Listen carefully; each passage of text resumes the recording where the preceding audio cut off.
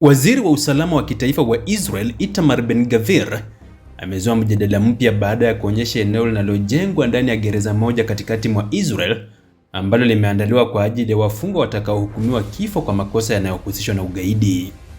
Kwa mujibu wa ofisi yake, kituo hicho kitakuwa na sehemu maalum ya kunyonga wafungwa pamoja na vyumba vya kutazama utekelezaji wa hukumu hiyo ambavyo vinaweza kutumiwa na familia za waathirika. Ben-Gvir mwenyewe alitembelea eneo hilo na kusema watu hao wanaostahili kuitwa magaidi wanastahili jambo moja tu, kifo kwa kunyongwa. Kauli hiyo inakuja baada ya bunge la Israel Knesset kupitisha mwezi Machi mwaka huu sheria inayoruhusu hukumu ya kifo kwa baadhi ya wafungwa waliopatikana na hatia ya mashambulizi ya kigaidi, hasa yaliyosababisha vifo. Sheria hiyo imekuwa ikikosolewa na wapinzani wanaodai kwamba utekelezaji wake katika mahakama za kijeshi za Ukingo wa Magharibi unaweza kuathiri zaidi wa Palestina. Cha muhimu ni kwamba kwa taarifa zilizopo sasa, hakuna Mpalestina ambaye bado amehukumiwa kifo chini ya sheria hiyo tangu ilipopitishwa.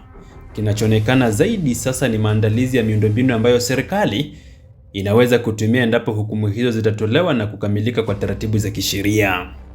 Lakini kauli za Ben-Gvir hazijaishia kwenye suala la hukumu ya kifo pekee. Siku chache zilizopita, katika mahojiano yaliyosambaa kwa kiasi kikubwa kwenye mitandao ya kijamii, Ben-Gvir alitoa wito wa Israel kufanya kile alichokiita mauaji yaliyolengwa ya watu 30 hadi 40 huko Gaza kila usiku.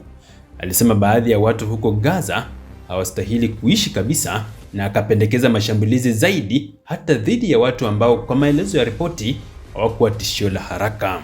Kauli hii imeongeza uzito wa mjadala kuhusu nafasi ya Ben-Gvir katika sera za ulinzi wakati vita vya Gaza vinaendelea kuzua mijadala mikubwa katika midani ya kimataifa. Ingawa yeye si kamanda wa jeshi na hana mamlaka ya moja kwa moja kuamuru mashambulizi ya kijeshi, ana ushawishi mkubwa katika polisi na mifumo ya magereza ya Israel. Na hapo ndipo swala linakuwa pana zaidi kuliko mtu mmoja au jengo moja la gereza.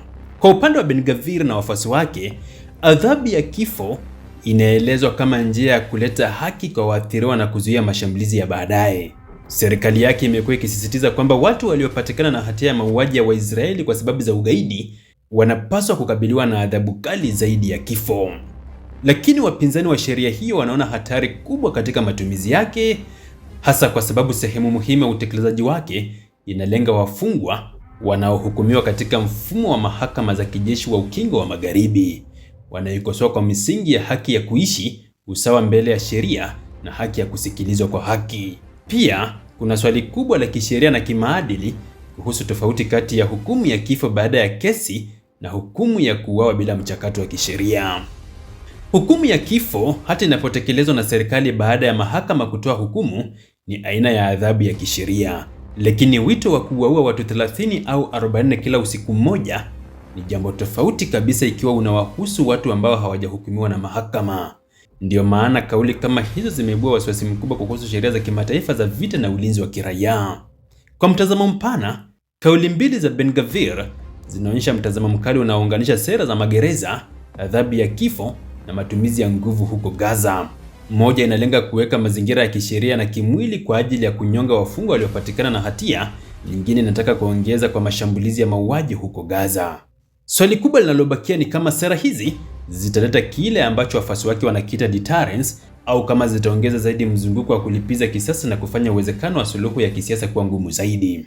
Kwa sasa, jambo lililo wazi zaidi ni kwamba Israel imeanza kuandaa miundombinu ya utekelezaji wa sheria yake mpya ya hukumu ya kifo, huku Ben-Gvir akiwa mmoja wa wahamasishaji wake wakuu. Wakati huo huo, wito wake wa kuwaua watu 30 hadi 40 Gaza kila usiku umeongeza mjadala mkubwa kuhusu mipaka ya lugha ya kisiasa, matumizi ya nguvu na wajibu wa viongozi wakati wa vita.